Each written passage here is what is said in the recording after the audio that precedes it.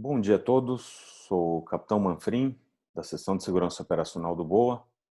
Então, nesta manhã, no segundo dia do nosso treinamento de operações aéreas, TOA 2020, nós vamos estar comentando um pouco sobre o relatório final do acidente envolvendo o Arcanjo 03 no em abril de 2016, lá em Curitiba.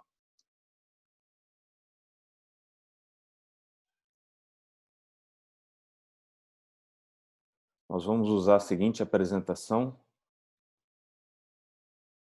Vamos aguardar aqui ela carregar e já vamos iniciar.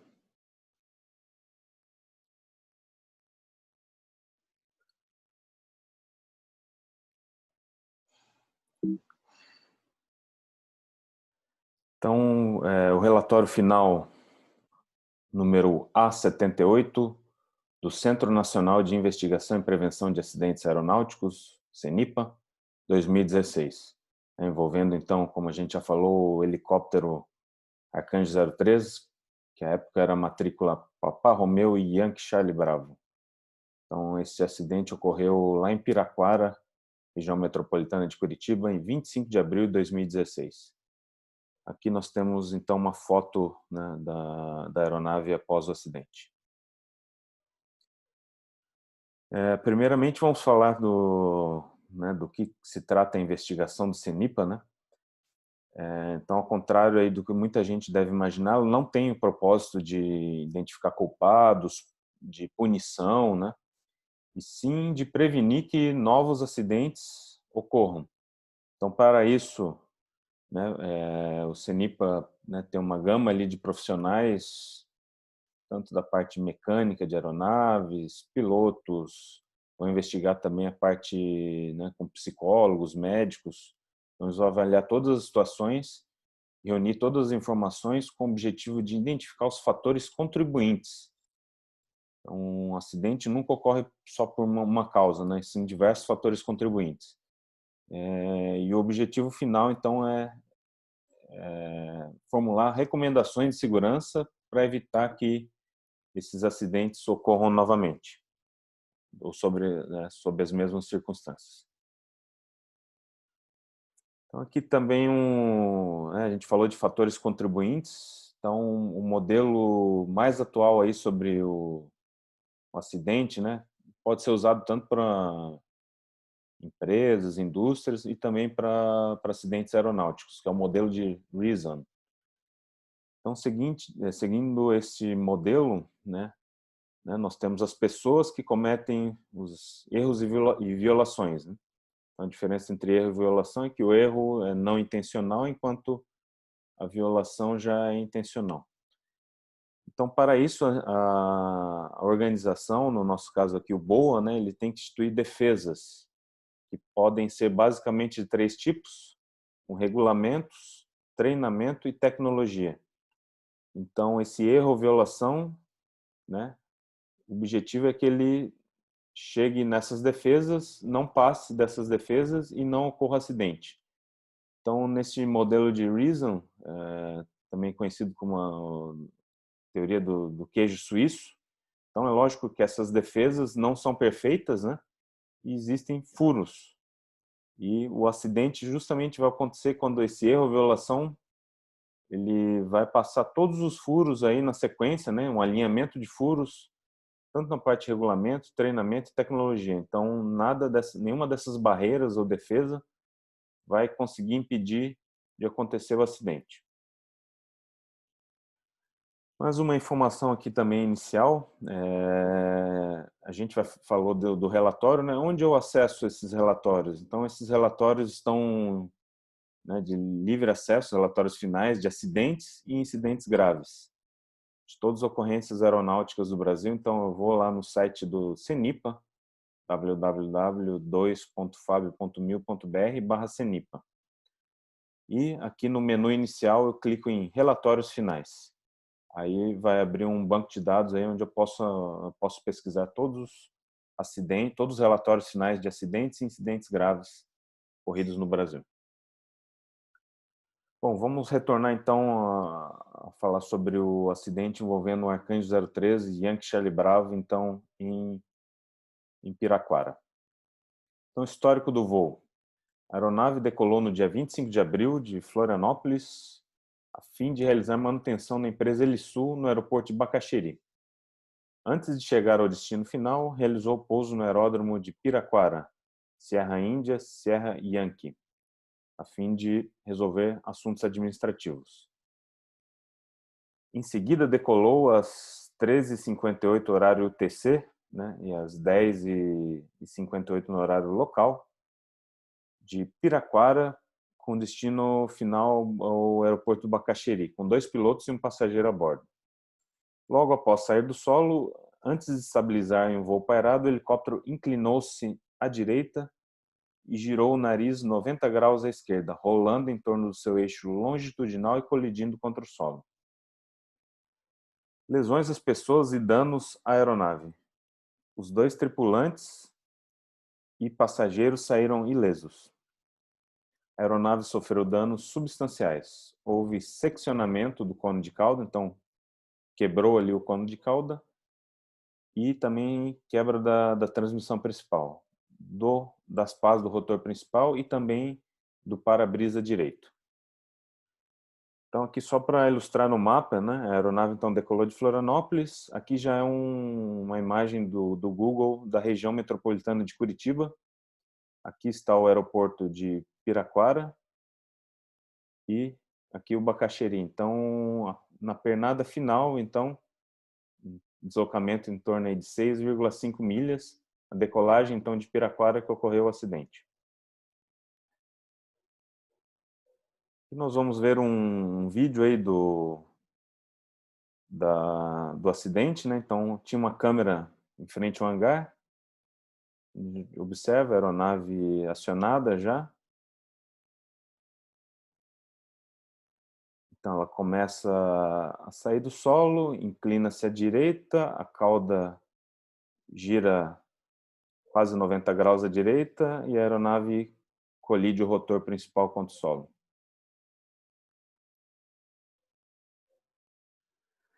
Experiência do comandante da aeronave e do piloto aluno. Então, horas voadas, né, do comandante da aeronave, 820 horas totais, 600 nesse modelo de aeronave, né, nos últimos 30 dias, 5 horas e 45 minutos, e nas últimas 24 horas, 2 horas. E aqui o do piloto aluno, que ia na posição do 2P. Então, 88 horas totais, 41 horas nesse tipo de aeronave, 4 horas nos últimos 30 dias e 2 horas nas últimas 24 horas. Formação dos pilotos. O piloto realizou o curso de piloto privado de helicóptero, PPH, na EACAR, em Piraquara, no ano de 2010. E o piloto aluno realizou o curso de piloto privado de helicóptero na OROS, Escolas de Aviação Civil, em Joinville, no ano de 2015. Licenças e habilitações. O piloto possuía a licença de PCH, piloto comercial de helicóptero, estava com as habilitações tipo H350 e helicóptero monomotor a turbina, HMNT, e instrutor de voo em VH válidas. O aluno possuía licença de piloto privado de helicóptero e possuía a habilitação R22 e helicóptero monomotor convencional HMC válidas. Ambos estavam com CMA válido, Certificado Médico Aeronáutico. Informações acerca da aeronave. A aeronave foi fabricada pela Libras em 2010, estava registrada na categoria Administração Direta Estadual e certificado de aeronavegabilidade estava válido. A última inspeção da aeronave, do tipo 5.400 horas, 72 meses, foi realizada no dia 9 de março de 2016, então um mês antes do acidente, pela empresa Helisul, estando com 24 horas e 40 minutos voados após a inspeção. Nessa inspeção, a aeronave foi convertida do modelo BA para B2. Informações meteorológicas. Então, no aeródromo em que ocorreu o acidente, o Piraquara, não havia uma estação meteorológica, né, homologada ali pela aeronáutica. Então, das localidades mais próximas de Piraquara era do Aeroporto Internacional Afonso Pena, de Curitiba, e do Bacaxeri. Então, metade desses dois aeroportos previam o quê? Constatavam o quê? Vento, né, de 310 graus, isso aqui no Afonso Pena, 310 graus, então vento noroeste de 9 nós, com rajadas de 21 nós e CAVOC, sem restrições de teto ou visibilidade, pressão 1012. E o Bacaxeri, então, vento de 330 graus, noroeste também, com 14 nós, rajadas de 25 nós. Também com poucas nuvens a 2.500 pés e parcialmente nublada a 10.000 pés. Então, apesar das condições meteorológicas no aeroporto ali de Piraquara estarem favoráveis ao voo visual, a direção do vento foi estimada, então, para aquele aeródromo em 330 graus, setor noroeste, e possivelmente com a intensidade de 14 nós e rajadas de até 25 nós. Então, aqui uma informação importante, né? Um vento bem considerável, bem forte. O aeródromo era privado, estava sob regras de voo visual, VFR, em período diurno. A pista era de asfalto com cabeceiras 0927, a pista tinha dimensões de 450 metros por 18 metros de largura. Elevação do aeródromo, 3.212 pés, também informação importante. A aeronave estava decolando do spot de estacionamento Gramado, localizado em frente ao hangar da Escola de Aviação Asas Rotativas, EACAR. Investigação de falha mecânica. Então, a primeira análise realizada ali pelo CENIPA, então foi realizada a análise técnica de todo o sistema de comandos de voo da aeronave por uma equipe composta. Então, após o acidente, ali então se reuniu essa equipe com um representante do suporte técnico da Elibras, um investigador de manutenção do CERIPA 5, que é a subdivisão ali do CENIPA responsável pelo estado, né, que ocorreu o acidente, Paraná. 4 mecânicos de uma oficina de manutenção homologada para o modelo. Então, uma equipe de 6 mecânicos ali avaliou os comandos da aeronave, né? A equipe concluiu que todo o sistema de comando de voo apresentava funcionamento normal antes da ocorrência. Foi emitido um boletim técnico no dia 17 de maio de 2016 pela Libras, que informou também que a cadeia de comando do cíclico, coletivo e pedais foi verificada em toda a sustentação de comando e observou que podiam ser movimentados normalmente.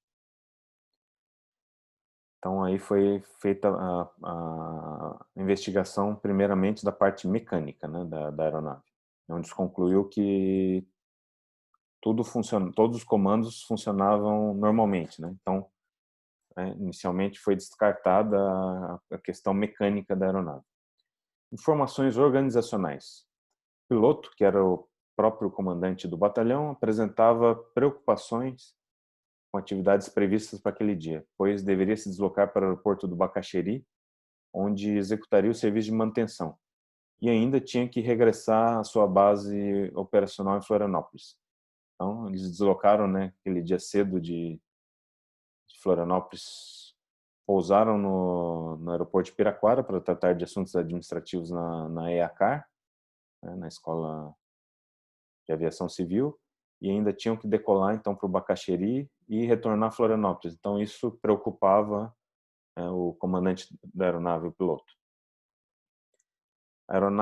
Informações operacionais: a aeronave tinha combustível suficiente para realizar o voo e estava disponível pela manutenção. Peso no momento do acidente, de acordo com o levantamento feito na ação inicial, era de 1.798 quilos. Então, o peso máximo de decolagem do helicóptero Esquilo B2 é de 2.250 quilos, então ele estava dentro. Também foi visto o balanceamento da aeronave, também estava dentro. Continuando as informações operacionais. O vento estimado no aeródromo, então, era de nordeste, direção 330 graus. Entretanto, a aeronave foi posicionada com o nariz aproado na direção magnética 195 graus, sudoeste. Então, nessa condição, o helicóptero ficou submetido a uma componente vento e cauda, como a gente vai ver agora na figura. Então, aqui está o hangar da EACAR, né? O aeródromo de Piraquara. Aqui foi representado, então, o modo como a aeronave foi pousada e cortada. Lógico que está fora de escala, né, para que consiga ser vista, mas então a pista aqui do aeródromo se dispõe aqui nesse sentido, né? A aeronave foi pousada bem de frente para o hangar, na área gramada, e o vento tinha essa componente nessas setas vermelhas aqui, de 330 graus.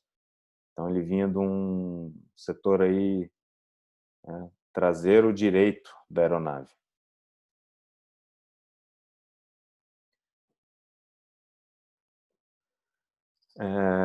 Aqui também uma outra representação da aeronave, né? Também colocada no relatório final pelo CENIPA. Então, as forças, né, que atuavam na aeronave. A aeronave no acionamento, então, ela, né, estava posicionada com proa magnética sul, 195 graus. O vento aqui de 330 graus. Então, o sentido de rotação do rotor do esquilo é no sentido horário. Então, está aqui setas azuis. E como consequência, então, desse giro, a fuselagem, a estrutura da aeronave é submetida a uma contraforça, que é o torque, no sentido contrário. Então, ao aplicar potência na aeronave, a tendência da aeronave é que ela gire cauda à direita aqui. Então, para isso, existe o rotor de cauda, que empurra, né, puxa o ar nesse sentido, daqui da direita para a esquerda. Está aqui posicionado o downwash do rotor de cauda e promove uma tração com sentido de cauda à esquerda para tentar anular essa força de torque. Continuando nas informações operacionais.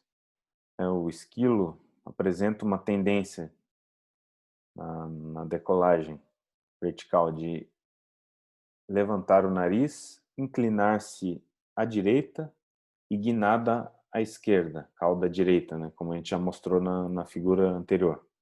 Então, tendência de girar no sentido aqui desse torque vermelho, cauda à direita.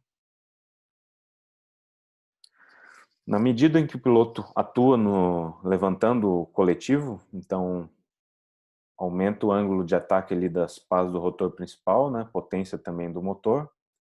E essas tendências, então, ditas anteriormente, se amplificam e devem ser corrigidas. Então, para corrigir essas variações, o piloto tem que, essa tendência, então, da aeronave girar sobre o esqui direito, ele tem que comandar o ciclo para a esquerda um pouco à frente, e a tendência de cauda, né, de cauda à direita, então ele tem que pisar no pedal direito, aplicar pedal direito. Então, caso não faça, a aeronave tende a rolar para a direita, girar sobre o esqui direito, cabrar, né, ficar inclinada, uma inclinação frontal, e girar nariz à esquerda, no sentido do torque. Essas tendências em condições operacionais de normalidade, né, são corrigidas com pouca amplitude de comandos. Entretanto, em condições marginais de operação, esses movimentos são amplificados, bem como a amplitude de comando necessária para corrigi-los. Então, aqui tem alguns fatores, né, que podem afetar essa performance da aeronave. Então, peso de decolagem. Ali não era o caso, né? A gente viu que estava dentro do muito abaixo ali do peso máximo de decolagem. Altitude de operação, isso sim influenciava. A gente viu que o aeródromo de Piraquara estava a 3.200 pés e, né, com ar bem mais rarefeito, a aerodinâmica da aeronave é afetada, então os comandos têm que ter maior amplitude para neutralizar os efeitos. Temperatura ambiente também ali não influenciava. Direção e intensidade do vento, né? Isso influenciou muito. A gente viu que tinha um vento aproximado, né, com rajadas de até 24 nós, um vento de intensidade bem alta, e ainda, né, de quadrante de cauda. E a posição do CG também pode ter influenciado um pouco, pois o passageiro que estava no banco traseiro, então, sentava-se à direita. Isso aí também ampliou um pouquinho ali aquela reação da aeronave de inclinar-se à direita na decolagem vertical. Então, todos esses fatores afetam consideravelmente a performance de uma aeronave de asa rotativa. Diversas publicações então sugerem o estacionamento da aeronave sempre aproado ao vento, no caso de vento forte, o que no caso em tela não foi observado. Então, foi pousado ali de frente para o hangar, onde a maioria das aeronaves ali da própria escola pousam, mas naquele dia em tela, então tinha esse vento forte de cauda, então deveria-se ter pousado a aeronave, né, de frente aproada ao vento. Apesar do manual de operação da aeronave prever limites maiores para manobras com vento de cauda, então o esquilo ali no manual prevê uma possibilidade de operação com vento de cauda muito mais forte, mas geralmente elas exigirão mais do piloto para manter o controle da aeronave. Informações operacionais. Vamos falar sobre o fenômeno conhecido como LTE, Loss of Tail Rotor Effectiveness, que é perda da efetividade do rotor de cauda, né, traduzindo para o português. Então, esse fenômeno é citado no relatório final, né, do acidente, e ele pode ocorrer de 3 formas. Então, primeiro é do vento aqui né, aqui está a aeronave, né? O vento aqui do quadrante frontal direito da aeronave, essa faixa aqui amarela, né? Então, quando o vento vem nessa direção, isso aqui para aeronaves com rotor que, né, gira no sentido horário. Então, aqui nas extremidades do rotor é gerado um vórtex, né, uma espécie de um redemoinho de ar aqui. E esse redemoinho aqui traseiro, né, quando o vento vem dessa direção, nessa faixa amarela aqui, ele afeta aqui, esse redemoinho passa bem em cima do rotor de cauda, então pode, né, afetar o desempenho ali do rotor de cauda. Uma outra situação que pode ocorrer a perda de efetividade do rotor de cauda é com o vento vindo na direção do empuxo do rotor de cauda. Então, no esquilo, o empuxo, né, ele joga o vento, o ar para a direita aqui, no esquilo, né, para anular aquela força de torque. Porém, né, quando tem um vento vindo do setor direito aqui da aeronave, bem contra o empuxo aqui do rotor de cauda, ele também pode gerar um fenômeno de LTE. E por último, o vento vindo do setor de cauda da aeronave. Então, toda essa faixa amarela aqui, ele também causa um LTE, né, uma dificuldade de controlar a guinada da aeronave ali. Além disso, então, esse boletim, então, esse relatório final, né, que a gente está falando agora, ele foi emitido em maio de 2019. E fala também, a gente falou agora do fenômeno da perda de efetividade do rotor de cauda. O fabricante da aeronave, a Airbus Helicopters, emitiu um boletim de segurança, né, no dia 3 de julho de 2019. E nesse boletim, ele questiona, né, esse efeito da perda de eficiência do rotor de cauda, a efetividade, e diz que esse termo até é utilizado de maneira errônea, pois a eficiência do rotor de cauda não é diminuído. O empuxo ali do rotor continua exatamente da mesma forma. Então ele prefere adotar o termo guinada imprevista à esquerda, né, que é o caso, né, que ocorre com helicópteros com que o rotor principal gira no sentido horário, que é os helicópteros geralmente fabricados na Europa, que é o caso do Esquilo também. Então a gente vai ver agora como é que se dá essa guinada imprevista à esquerda. Então esse boletim da Airbus, ele coloca esse gráfico aqui, onde eu tenho, né, aqui no eixo X, né, as posições da aeronave em relação ao vento. Então aqui no centro, né, 0 graus o vento vindo de proa da aeronave. À direita aqui, então, né, se eu girando a aeronave cauda à esquerda aqui, então, nessa posição 90 graus, vento de 90 graus, 180 graus com vento de cauda, e aqui girando cauda à direita da aeronave, então. E no eixo Y, a quantidade, o posicionamento do pedal da aeronave. Então aqui full left, né, 0, seria o pedal todo à esquerda, e aqui full right, todo o pedal comandado à direita. E aqui os percentuais intermediários, né, 25%, aqui os pedais centralizados, 75% então já mais um pedal à direita, e aqui totalmente à direita. Aqui no gráfico nós temos essa linha azul. Essa linha azul representa a posição neutra que eu tenho que manter para que a aeronave permaneça estável, né, sem girar nem para a direita nem para a esquerda.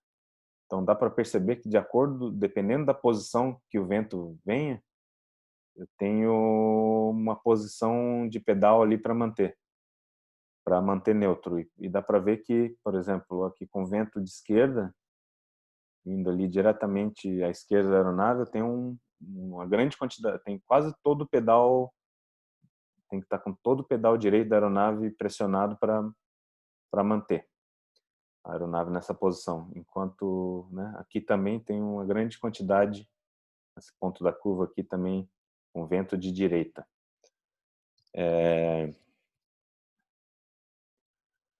Então, como é que ocorre esse fenômeno de guinada imprevista à esquerda? Então, aqui ele dá um exemplo, né? Eu começando então com a aeronave aproada ao vento, né, nessa posição, eu comando um pouco, né? Estou com o pedal ligeiramente à direita aqui já, né? Então dessa posição eu comando um pouco o pedal esquerdo. Então eu venho para essa posição. E então a aeronave gira, começa um giro à esquerda, né? Porque ela saiu da linha azul, que é a linha neutra, né, de estabilidade.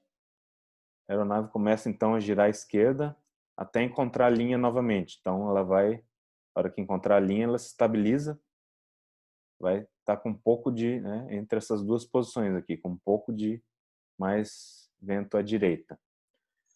Então eu novamente comando um pouquinho de pedal esquerdo, a aeronave gira mais um pouco até encontrar a linha azul novamente.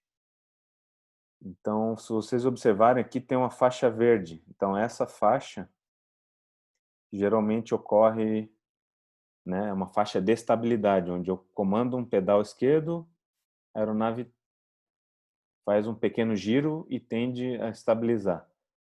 Porém, aqui a gente pode ver que tem uma faixa vermelha. Então, o que ocorre nessa faixa vermelha aqui?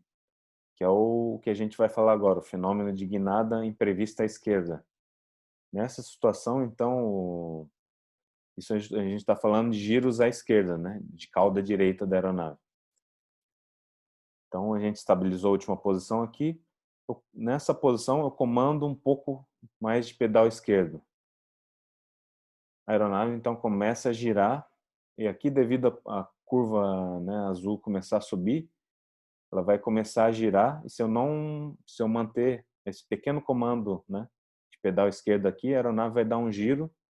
Vocês podem observar aqui, então, de quase, né, 360 graus, e vai continuar girando indefinitivamente até eu ter que tomar uma atitude, né? Então, o piloto vai perceber que a aeronave começou a girar e, né, ele comandou apenas um pequeno pedal esquerdo nessa posição e a aeronave começou a girar. Então, aqui a gente vê 3 hipóteses de reação do piloto. Então, nessa linha verde aqui, ele comandou um pedal de grande amplitude direito. Então, né, cruzou aqui então a linha azul aqui, nesse ponto.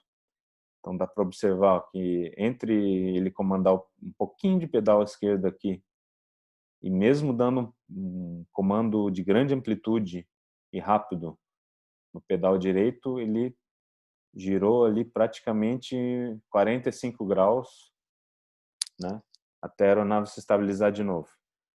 Aqui nós temos um comando realizado, essa linha laranja aqui, mas que não foi de tão grande amplitude. Então ele percebeu que a aeronave começou a girar à esquerda, sem controle, comandou um pedal à direita, mas não foi de tão grande amplitude. Então a aeronave continuou girando, ela só foi estabilizar neste ponto aqui. Então ela efetuou um giro ali de quase 180 graus até estabilizar. E a última linha aqui, vermelha, então, quando o piloto não executou não tentou corrigir. Ele simplesmente ali, né, nesse ponto aqui, ele deu um pouquinho de pedal à esquerda para continuar girando. E a aeronave começou a girar à esquerda sem nenhum comando, então ela nunca vai cruzar a linha azul e vai continuar girando até acontecer um acidente. E, então a gente explicou mais ou menos o que é essa guinada imprevista à esquerda. Então ela sempre ocorre nos giros, né, no caso de aeronaves que o rotor gira no sentido horário, e em giros de cabine à esquerda ou cauda à direita, né? Então por isso que a gente deve evitar sempre esses giros. Voltando ainda ao acidente, né, ocorrido com o Yankee Charlie Bravo. O boletim também diz que essa não é a única maneira pela qual a guinada imprevista pode iniciar. Né? Um controle ineficaz dos pedais, né, o eixo vertical do helicóptero, em baixas velocidades com o vento de cauda pode levar ao mesmo resultado. Então, aplicando ao acidente, é exatamente essa situação. Então, aqui eu fiz usando o mesmo gráfico, né? Aqui a posição mais ou menos que a aeronave estava com vento, né? Então ela não era nem um vento de cauda nem um vento de direita, era um vento de cauda direita, né? Então mais ou menos nessa posição, nessa linha vermelha aqui. Então nessa posição, né, cruzando com a linha azul aqui, eu teria para manter a estabilidade de guinada, né, do pedal, do giro da aeronave, eu teria que estar com bastante pedal direito aplicado aqui, ó. Então vamos dizer que naquela situação, né, pelos fatores que já foram falados, né, a aeronave, né, o piloto tinha uma noção ali, né, uma memória motora né, do posicionamento de pedais para uma decolagem, né, geralmente nos nossos locais de trabalho, em Florianópolis, em Blumenau, que são a nível do mar, né, então ali já estava uma altitude de 3.200 pés, mais esse vento de cauda, e é lógico também quanto mais intenso o vento, mais essa linha azul vai se intensificar também, mais pedal vou precisar. Então, o que pode ter acontecido no acidente também, né? Então, a aeronave foi tirada no pairado com uma posição de pedal, né, de pedal direito comandado abaixo do que requeria para manter aquela estabilidade, né, devido ao vento de cauda, altitude. né, CG um pouco deslocado à direita. Então, nessa situação, a gente vê que a aeronave tende a girar a cauda à direita, né? Aí cerca de mais de 180 graus até estabilizar. Então, a gente percebe ali que, né, que a aeronave, né, girou na decolagem ali, não seguiu controle, não houve controle da guinada. Conclusões, fatos, então, conclusões apresentadas pelo relatório final. Os pilotos estavam com CMA, Certificado Médico Aeronáutico, válidos. O piloto comandante da aeronave estava com habilitação técnica para o tipo de aeronave, H350, e helicóptero monoturbina também, HMNT, e instrutor de voo de helicóptero, válidas. Então, ele estava qualificado e possuía experiência no tipo de voo. O copiloto não possuía habilitação para aeronave esquilo, então ele estava em treinamento ainda. A aeronave estava com um certificado de aeronavegabilidade válido, CA. Estava dentro dos limites de peso e balanceamento. A escrituração das cadernetas de célula e motor estavam desatualizadas. As condições meteorológicas, né, no Serra Índia, Serra Yankee, que era o aeroporto da Graciosa ali, estavam favoráveis ao voo visual, né? Havia um forte vento soprando no momento da decolagem com rajadas estimadas em até 25 nós, proveniente do setor traseiro direito da aeronave. Na saída do solo para iniciar a decolagem, antes de estabilizar em um voo pairado, iniciou-se um movimento de inclinação à direita, então a aeronave apoiando sobre o esqui direito, né, e o esqui esquerdo já saindo do solo, e guinada de nariz à esquerda, ou cauda direita, né? A guinada da cabine à esquerda ou cauda direita se acentuou, o esqui direito, então, saiu do solo, a aeronave deslocou-se lateralmente para a direita, o esqui direito voltou a tocar o solo, e a inclinação da aeronave à direita e guinada, né, também à esquerda, se acentuaram. Houve colisão das pás do rotor principal contra o solo e ocorreu seccionamento, a quebra do cone de cauda, e as pás do rotor principal ficaram dobradas e danificadas. Não foi constatada nenhuma anormalidade na cadeia de comandos do ciclo coletivo e pedais da aeronave, conforme parecer técnico. A aeronave teve danos substanciais e os 3 ocupantes saíram ilesos. Então, conclusões. Fatores contribuintes.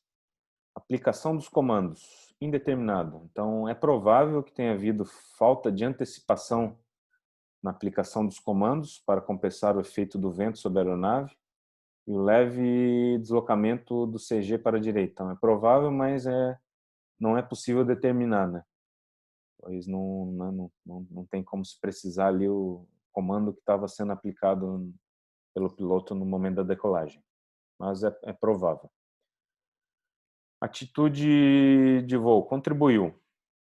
Então, a decisão de realizar a decolagem vertical em condições desfavoráveis, então com esse vento forte de cauda, apesar das orientações expressas no manual da aeronave, denotou uma atitude desfavorável à segurança de voo. Essa inobservância dos procedimentos previstos acarretou um gerenciamento inadequado dos riscos envolvidos na operação, que contribuiu para a ocorrência do acidente aeronáutico em tela. Julgamento de pilotagem contribuiu. O piloto julgou que poderia decolar com as condições meteorológicas que se apresentavam, direção e intensidade do vento, sem atender à recomendação de se decolar aproado com o vento, o que contribuiu para a ocorrência em tela. Outro, pressão autoimposta, indeterminada. Então, né, aquela pressão que o comandante da aeronave tinha de concluir todas aquelas atividades ali do dia, né, de decolar de Florianópolis, fazer esses translados aí que não, né, não é rotineiro do nosso dia a dia, de Florianópolis até Curitiba, né? Pousar num outro aeródromo, resolver coisas administrativas, assuntos administrativos, ainda ter que decolar em seguida para outro aeroporto, né, em Curitiba ainda, e retornar ainda no mesmo dia. Então, toda essa sequência, né, de ações aí que deveriam ser tomadas aquele dia pode ter levado a uma pressão, né, para ele querer concluir isso o mais rapidamente possível, e também pode ter contribuído, mas nesse caso aqui é indeterminado, não dá para se avaliar. Processo decisório contribuiu. Então, a decisão, né, de decolar na vertical, apesar das condições desfavoráveis presentes no contexto, né, denotou uma inadequada avaliação dos riscos envolvidos na operação, que contribuiu para a ocorrência. Recomendações de segurança. Então, foi emitida uma recomendação à ANAC, então, o CENIPA recomendou a ANAC, emitida então no dia 16/5/2019, para atuar junto ao Batalhão de Operações Aéreas, né, do Corpo de Bombeiros Militar de Santa Catarina, o BOA, a fim de que este inclua no seu programa de treinamento operacional, PTO, para os pilotos do Alfa Serra 350B2, o Esquilo B2, as recomendações contidas no Manual de Instrução da Libras para o helicóptero Esquilo, revisão 2007, seção 4, procedimentos normais, item 4.10, operações em condições meteorológicas extremas, no tocante à operação com vento forte, ou seja, de atuar no treinamento para que, em condições de vento forte, sempre se procure deixar a aeronave aproada ao vento para decolagem, pouso, etc. Ações corretivas ou preventivas adotadas. Também no dia do acidente, desculpe, não foi no dia do acidente, 26 de abril de 2016, então, logo depois do acidente, foi realizada nas dependências da EACAR uma reunião, né, entre os integrantes da Comissão de Investigação e o comandante de Batalhão de Operações Aéreas CBMC. Naquela ocasião, apesar de ainda não estarem esclarecidos os fatores contribuintes da ocorrência, foram comentados os procedimentos e cuidados especiais durante a decolagem vertical e tratados ainda os seguintes assuntos: o pairado IGE, que é dentro do efeito solo, LTE, aquele fenômeno que a gente já explicou antes aqui, da perda de efetividade do rotor de cauda, né, que eu coloquei também aquele ponto do boletim da Airbus que muda a nomenclatura desse efeito para guinada imprevista à esquerda, anéis de vórtex e rolamento dinâmico, né? E foram discutidas também algumas medidas preventivas relacionadas a esse acidente. Então agora a gente vai abrir também espero aí que a gente tenha conseguido explicar, né, esse boletim esse relatório final, desculpe, do acidente envolvendo o Yankee Charlie Bravo em abril de 2016. E vamos abrir agora então para se tiver alguma dúvida e pergunta para, né, algum ponto aí que tenha ficado dúbio, para que a gente possa esclarecer. Agradeço a atenção de todos.